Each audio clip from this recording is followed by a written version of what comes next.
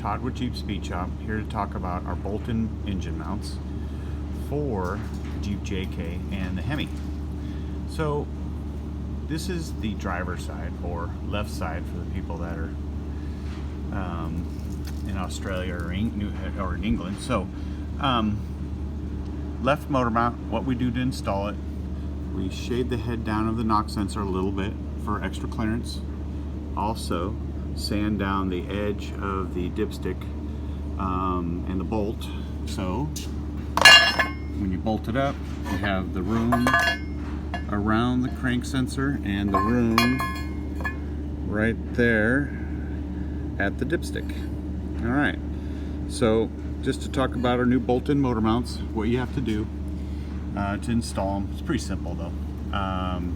Just a little clearance here, a little clearance there. All right, Jeep Speed Shop.